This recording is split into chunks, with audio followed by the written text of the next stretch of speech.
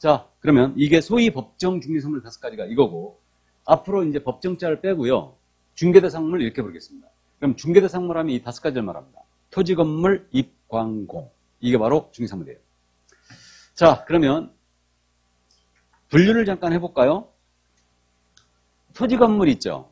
1호, 2호에서 정한, 법에서 정한 이 토지, 건물. 이 2가지는 우리 개론학자들이 협의의 부동산. 이렇게 불러요. 협의의 부동산의 말은 민법상의 부동산의 개념과 일치합니다. 우리 민법에 부동산은 토지 및 그 정착물이다 이렇게 돼 있어요. 그렇기 때문에 민법상 부동산과 일치하는 개념이고, 이 3가지는 우리 부동산학 개론학자들이 준부동산 또는 의제 부동산이라고 부르고 있어요. 준부동산 또는 의제 부동산 이렇게 부르고 있는데, 근데 의제 부동산은요, 이거 임목 공장재단, 광업재단 요거 말고도요 더 있죠. 등기 등록되는 재산 중에 부동산과 유사하게 취급하는 것들이 있죠. 그게 자동차, 항공기, 선박, 건설기계, 포크레인 이런 것들이 있어요. 이것도 의제 부동산인데, 중개상물 범위에 들어와 있는 것은 이 3가지만 들어와 있죠. 나머지는 들어와 있지 않습니다. 이렇게 되고, 그럼 이 5가지에 들어가 있지 않은 기계라든가 세탁기, 냉장고거든요. 중개상물에 해당한다, 안 한다? 해당하지 않습니다. 이거는 그래서 이것도 해당하지 않는 거죠. 그럼 협의의 부동산, 준부동산 모두 합친다면 이거는 모두 부동산임을 이해할 수 있죠? 광의의 부동산이고, 그러니까 중개사물의 범위는 모두가 부동산이에요. 동산은 절대 중개사물이 될 수 없습니다. 이게. 그럼 우리 법 3조가 중개사물의 범위를 규정한 취지는 뭘까? 그 취지는 적법하게 개설 등록을 한 자만이, 등록한 자만이 영업으로서 중개할 수 있는 물건의 범위를 정한 거예요. 그럼 이걸 거꾸로 해석하면 등록하지 아니한 자는 영업으로 이 물건을 소개하면 처벌하겠다 이런 의지죠, 지금. 그럼 여러분들이 만약에 토지, 건물, 입광공에 대해서 지속적으로 보수를 받고 소개하고 다녔어요. 여러분들은 지금 개공이 아니죠. 그러면 이거 처벌받는다는 얘기죠. 무등록 중개업으로 처벌한다는 얘기예요. 그러니까 3조 규정의 취지는 등록된 중개업과 무등록 중개업의 경계선을 이루는 규정이죠. 그러니까 등록하지 아니한 자가 이걸 영업으로 소개했다. 그러면 처벌받아요. 근데 영업으로 안 하면 그럼 되겠네. 맞죠? 누가 아는 사람이 많아가지고 보수 한 푼도 안 받고 여기도 소개하고 저기도 소개하고 저기도 소개하고 다녔어요. 이거 처벌돼야 안 돼요. 이건 영업으로 한 거 아니죠? 보수 안 받았으니까. 맞습니까? 그러니까 등록하지 아니한 자가 보수를 받고 영업으로 계속 반복적으로 소개했다. 그러면 이건 처벌된다는 얘기죠? 그럼 한 번 정도 한 것은 중개업 아니라고 그랬죠? 그럼 한 번 정도 소개한 건 상관이 없어요. 그러니까 누가 만약에 소개해달라고 하면 소개해주고 보수 무지하게 받으세요. 그래도 절대 처벌되지 않습니다. 뭔 말인지 아시죠? 네, 그래서 어쨌든 그렇게 이해해 두시고. 그래서 이게 중개사물의 범위, 중개사물의 규정의 취지는 거기에 있고요. 그럼 토지가 뭐고 건물이 뭐고 정착물이 뭔지 입광공이 뭔지를 알아보고 이제 해당하느냐 안 하느냐 요걸 판별을 해야 돼요. 이게 이제 결론입니다. 자, 그럼 이제 토지서부터 보는데 토지는 땅을 얘기하죠. 땅. 자, 그래서 이제 토지 설명이 많이 돼 있네요. 67쪽에. 그럼 토지는 자연적인 연속성이 있더라 이거예요. 그러니까 끊임없이 이어지고 있거든요. 그래가지고 인위적으로 선을 긋습니다. 분할을 이렇게 해놨죠. 그래서 요 공시법 시간에 이제 공부하는데 요 선을 뭐라 그래요? 경계라 부르고 이 경계로 둘러싸인 부분이 있죠. 이것을 필 또는 필지라고 불러요. 그래갖고 공시법 시간에 그거 들어봤을 것 같은데 이제 일필 일지목 원칙. 필마다 지목이 하나죠. 그 다음에 필마다 면적도 하나. 맞죠? 그렇게 되고 그 다음에 필마다 지번도 하나가 부여됩니다. 맞습니까? 그러니까 토지의 등록 단위는 바로 필이 됨을 알 수 있고 민법에 따르면 필마다 소유권이 있어요. 소유권. 그 다음에 토지 소유권은 정당한 이익이 있는 범위 내에선 상하에 미친다. 이게 이제 민법의 개념입니다. 자, 그러면 결국 중개사물인 토지는 필 단위로 결정됨을 알 수 있죠? 그러면 한 필지 전체 소유권이 미치고 있으니까 한 필지 일부는 분필이라는 걸 하지 않고는 팔아치울 수는 없더라. 소유권이 전체에 미치고 있으니까. 그러니까 토지 소유권은 거래 단위가 필 단위여야 돼요. 저당권도 마찬가지예요. 이제 민법에서 여러분들 이거 공부하고요. 그럼 한 필지의 일부입니다. 한 필지의 일부. 이 부분은 팔아치울 수는 없지만 이거 세를 놓을 수는 있어요, 없어요? 있죠. 그럼 이걸 중개할 수도 있네요. 그럼 결론. 한 필지 일부. 중개대상물이 될 수 있다, 없다? 있다. 이게 결론이에요. 됐습니까? 자, 그래서 이 정도 이해해 두시고. 자, 그럼 이제 건물로 내려갑니다. 건물은 동단위로 거래되면 원칙이죠. 이렇게 동단위로 거래되면 원칙인데, 건물은 토지와 달리 한 동의 일부이면서도 소유권까지 인정하는 경우가 있어요. 한 동의 일부이면서 소유권까지 인정하는 거. 이런 건물의 예가 뭐가 있어요? 아파트. 아파트 같은 집합 건물이 있죠? 그러면 그 아파트 세대별로 모두 소유권이 있죠? 이걸 뭐라고 하냐면 구분 소유권이라고 불러요. 구분 소유권. 그러면 한 동의 일부도 소유권의 목적물이 될 수 있죠? 이렇게 되고요. 자, 그러면 방이 4칸 있네요. 부부가 쓰고 아들 쓰고 딸 쓰고 방 한 칸 줬어요. 이 방 한 칸 팔아치울 수 있어요? 없어요? 없어요. 한 필지 일부는 분필하지 않고는 못 판다고 그랬죠? 똑같은 원리가 이제 적용되고 있어요. 근데 이거 팔지는 못하지만 세를 놓을 수는 있다, 없다? 있다. 그럼 방 한 칸도 중개사물의 경우에 따라서는 될 수 있다. 됐습니까? 그러나 소유권의 목적은 되지 못합니다. 이거 누구한테 세놔야 된다고 그랬어요? 예쁜 아가씨. 그런 말만 기억나죠? 예, 좋습니다. 어쨌든. 자, 그 다음에 이 건물은 반드시 등기된 건물만 중개사물이 될 수 있느냐? 아닙니다. 우리가 3조 규정을 다 읽어봤는데 건물은 반드시 등기된 것이어야 된다. 이런 규정 없었죠? 건축허가를 받은 건물이다. 이런 규정이 없었어요. 그러면 미등기 건물, 무허가 건물이라면 중개사물이 될 수 있는 거 맞죠? 그래서 등기가 돼 있든 안 돼 있든 건축허가를 받은 건물이든 안 받은 건물이든 건물이라면 중개사물이 될 수 있어요. 근데 실무적으로 미등기 건물이나 무허가 건물 중개할 때는 사고에 대비해서 철저히 권리 분석해 줘야 됩니다. 손님한테 철저히 이거는 브리핑 다 해야 돼요. 자, 그래서 미등기 무허가 건물도 중개사물이 될 수 있다. 이건데 그러면 건물이 과연 뭔데? 이게 이제 문제가 생겼어요. 건물이 과연 뭔데? 그래서 우리 판례에 따르면요. 건물이라는 것은 특히 이제 건축 중인 건물이 문제가 되거든요. 건물이 되기 위해서는요. 지붕이 있어야 된대요. 기둥도 있어야 된대요. 벽도 있어야 된대요. 그리고 건물은 토지의 정착물의 대표주자예요. 그러니까 정착물 이해된다 그랬어요. 그러니까 정착물이라는 건 뭐냐면 토지에 딱 달라붙어갖고 과도한 비용을 들이지 않고는 쉽게 해체할 수 없는 게 이게 정착물이에요. 그래서 이 조건을 충족해야지만 건물로 볼 수 있다는 거예요. 그래서 이게 이제 세차장 구조물 사건에서 우리 판례가 했던 얘기입니다. 그 세차장 구조물 있잖아요. 이거는 셀프 세차장 본 적 있죠? 셀프 세차장 생각하시면 돼요. 셀프 세차장. 그래갖고 이렇게 있으면은 벽이 대충 서 있고 천막이나 유리로 지붕을 덮었고요. 차가 들어가서 세차하거든요. 이렇게 돼 있어요. 그러니까 이 셀프 세차장 이렇게 생겼는데 이 세차장 구조물이 건축물 대장이 작성이 돼 있었어요. 그리고 개공이 이걸 소개했거든요. 소개를 했어요. 소개를 했는데 건물에 대한 중개 보수의 한도를 초과해 받은 거예요. 그래갖고 이게 보수 초과냐? 요게 문제가 생겼어요. 그러니까 보수 초과는 1-1이거든요. 그래갖고 이건 이제 검사가 기소했어요. 보수 초과로 처벌하겠다. 그러니까 법정 보수가 300이었는데 500을 받았다. 이런 얘기죠. 그래갖고 이 소송이 대법원까지 갔어요. 대법원까지. 그래갖고 이 소송을 담당한 변호사가 변론을 정말 잘한 거죠. 변호사답게. 이게 건축물 대장이 작성이 돼 있으니까 당연히 중개사물을 볼 여지가 있죠. 당연히 중개사물을 볼 여지가 있는데 요 점을 지적했어요. 이게 진짜 중개대상물이 맞느냐. 그럼 요것이 만약에 중개대상물이라고 한다면 이건 중개를 한 거죠. 그러면 한도를 초과해 받았으니까 보수 초과에 걸린 거예요. 근데 이게 중개대상물이 아니라고 해버린다면 이건 중개한 게 아니죠. 중개한 게 아니니까 보수 초과에 걸릴 일이 없다라는 얘기죠. 이 점에 대해 우리 대법원은 어떻게 판단했냐면 이것은 중개사물을 볼 수 없다. 이 결론이었어요. 그래갖고 무죄 판결이 나온 겁니다. 그래서 이제 판례가 왜 그랬냐면요. 지금 세차장 구조물을 보건대 이것은 일단은 주벽이라고 할 만한 게 없다.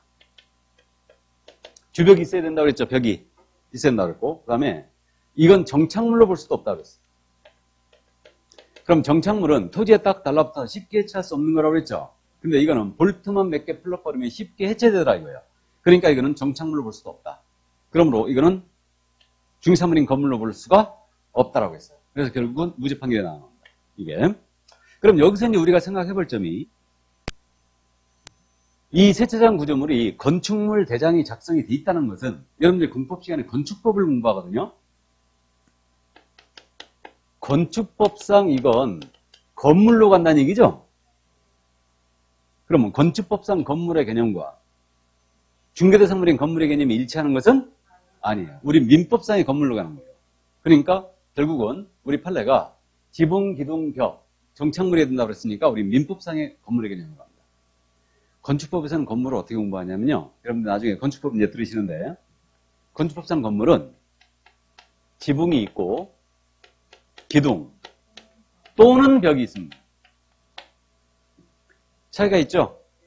우리 건물, 중개사물인 건물은 지붕이 있고 기둥도 있고 벽도 있어야 된다. 그리고 정착물이 된다고 했어요. 그러니까 결론, 세차장 구조물 어쩌고 저쩌고 나왔어요. 중개사물에 해당한다 안 한다? 안 한다. 이게 결론이에요. 이걸 기억하셔야 됩니다. 여기서 한 가지 더 생각해 볼까요? 그러면 중개대상물이냐의 문제와 중개를 할 수 있느냐의 문제는 별개의 문제죠.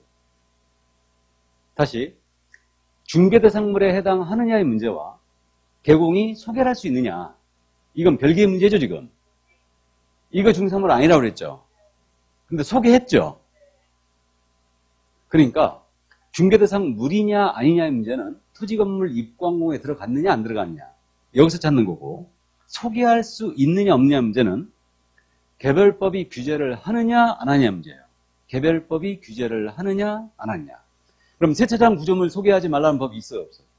없어요. 그러니까 누구나 할 수 있죠. 여러분들이 이거 소개해도 상관이 없어요. 보수받고 여러 번 해도 상관이 없어요. 중개사물이 아니니까. 이해되세요? 그럼 얘기 나왔으니까 권리금 여기서 짚고 갈까요? 권리금. 우리 상가거래 할 때 권리금 있죠. 권리금은 그럼 우리가 이거 상가거래 할 때 주고받고 하잖아요. 그럼 권리금의 성격이 뭐냐면 집기 비품이 있죠. 또는 영업상, 영업권, 또는 지역 위치, 위치에 따른 이점, 위치, 그 다음에 영업상 노하우, 이런 거에 대한 보상의 성격을 띠고 있는 거죠. 이거 중개사물에 들어가는 것 같아요? 안 들어가는 것 같아요? 안 들어가는 것 같죠? 아, 집기비품이라든가 영업권 이런 것도 어떻게 들어가요? 중개사물에. 에? 권리금에 포함되어 있잖아, 다. 근데 이거 집기비품, 동산이죠? 맞잖아요. 영업사원 노하우, 무치재산권이죠? 위치에 따른 이점, 중개사물이 아니죠. 그럼 권리금 거래 소개만 지속적으로 한다. 중개 아니네요? 여러분들 할 수 있죠, 그럼? 그 얘기예요, 그러니까. 그러니까 권리금은 누구나 할 수 있는 거예요? 이거 하지 말라는 법이 없으니까. 하지만 중개대상물이 아니죠. 이해되세요? 그러니까 이걸 갖다가 처음 공부하실 때 개공이 소개할 수 있느냐 없느냐 이렇게 풀면요, 이거 해결이 안 돼요. 중개대상 물이냐 아니냐의 문제와 소개를 할 수 있느냐 없느냐 문제는 별개의 문제예요. 여러분들 그러면 그 자동차 소개업 할 수 있게 없게요? 자동차 중개사물 아니라고 그랬죠? 자동차 소개업 할 수 있을 것 같아 없을까? 없어요. 자동차 소개업은 자동차 관리법이 규제를 하고 있죠. 자동차 관리법에서 매매업 등록해야 돼요. 그래야 자동차 소개업 할 수 있어요. 그럼 선박 소개업 할 수 있느냐? 없어요. 선박은 중개사물 아니죠? 아니잖아요? 선박은 중개사물 아니라고 했죠, 지금? 그거 소개업할 수 있느냐? 그건 못해요. 선박업 소개업을 하기 위해서는 해운법이 있거든요. 해운법에 따라 선박업 등록해야 돼요. 그래야 할 수 있어요. 근데 항공기 소개업할 수 있느냐? 그건 할 수 있을 것 같아, 없을 것 같아? 그건 할 수 있어요. 그거는 규제하는 법이 없어요. 그러니까 능력이 닿으면 누가 항공기 사는 거 도와달라고 하면 도와주세요, 그냥. 뭔 말인지 아시죠? 그래서 결국 소개할 수 있느냐 없느냐 문제는 법이 규제를 하느냐 안 하느냐 문제고 중개상 물이냐 아니냐 문제는 별개 문제라는 얘기죠. 자, 그러면 세차장 구조물 아니라겠죠. 권리금도 아니라겠죠. 중요한 거 지금 두 가지 말씀드렸어요. 또. 자, 그럼 이제 나머지 건물에 대해서 또 가야죠. 거기 그 69쪽 맨 밑에 권리금이라고 있죠? 판례 소개했고, 자, 그 다음에 이제 한 장을 싹 넘기면 분양권, 입주권이 나오죠, 지금? 찾았습니까? 교재 70쪽에 지금. 그럼 건물은 이렇게 실체가 있어야 되는데 실체가 없음에도 불구하고 건물로 보는 게 있어요. 실체가 없음에도 불구하고. 그래서 이것이 분양권, 입주권이에요. 자, 그러면 이 분양권이라는 건 이제 우리 개공들이 소개를 많이 하고 있는데 분양권은요, 우리 판례가 어떻게 봤냐면 이거는 장래에 건축될 건물이다. 이렇게 봤어요. 장래에 건축될 건물이다. 그러면 분양권은 장래에 건축될 건물이니까 중개대상 물이라는 결론이 나오죠. 근데요, 입주권은 또 우리 판례가 중개대상물이 아니래요. 이게 원칙이에요. 아니랍니다. 그럼 분양권이 뭔지 입주권이 뭔지 개념 정의를 확실히 해야 되겠죠.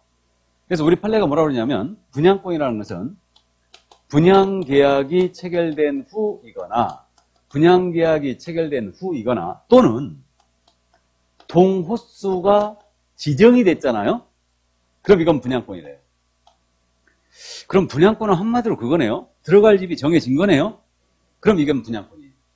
그럼 장래의 건물로서 중개사물이 된다는 겁니다. 자, 그런데 입주권은 당첨이 됐잖아요. 당첨이 되면 입주 예정자로 선정될 수 있는 지위에 불과해요. 그럼 요거는 들어갈 집이 정해진 것 같아, 안 정해진 것 같아요? 안 정해졌죠, 아직? 당첨만 됐고 아직 분양계약 체결전이라는 얘기죠, 이거.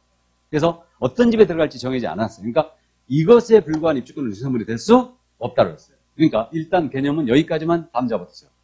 분양권은 동호수가 지정됐거나 분양계약 후의 것으로서 중개사물이다. 근데 입주권은 당첨이 되면 입주행위로 선정될 수 있는 지위에 불과한 것이므로 중개사물이 될 수 없다라고 기억을 해야 됩니다. 근데 예외적으로 입주권이 되는 경우가 나왔어요, 지금. 그래가지고 이제 그 입주권이 중개사물이 되는 경우는 이제 후일 우리가 더 하게 될 겁니다. 다음 순한테 할 거예요. 그러니까 일단은 여기까지 기억을 해두시고, 그러면 이거와 유사한 것으로서 대토권이라는 게 있어요. 대토권. 그 대토권이 이건 표지 쪽에 있을 것 같은데 그 68쪽 있죠? 찾았습니까? 자, 대토권이 뭐냐면 한자로 쓰면 대토권이 이렇게 써요.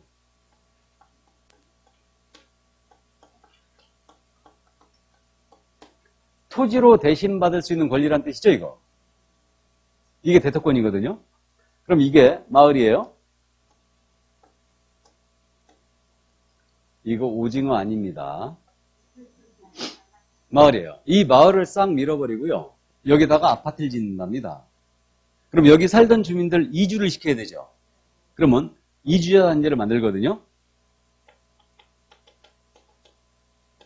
그럼 여기 살던 주민들은 이주자 단지 내에 택지를 공급받을 수 있는 지위가 생기겠죠. 택지를 공급받을 수 있는 지위, 이게 생기는데 이것을 뭐라고 하냐면 대토권이라고 불러요. 그럼 이주자 단지 내에 택지를 공급받을 수 있는 지위, 이걸 뭐라고 한다고요? 대토권. 그럼 이거는 중개사물인 것 같아요, 아닌 것 같아요? 중개사물이?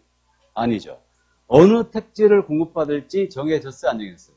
안 정해졌더라. 그러니까 이건 중개사물이 아니란 얘기죠. 이 결론입니다. 그러면 대토권 거래를 소개했거든요. 이거 중개예요, 아니에요? 중개 아니죠. 그럼 아무리 많은 보수를 받아도 초과에 걸릴 일이 없어요. 그래서 이게 바로 대토권이었습니다. 이해해두세요. 그래서 분양권, 대토권 꼭 기억을 꼭 해주셔야 됩니다. 자, 그럼 여기까지 이제 건물의 개념을 다 봤고요.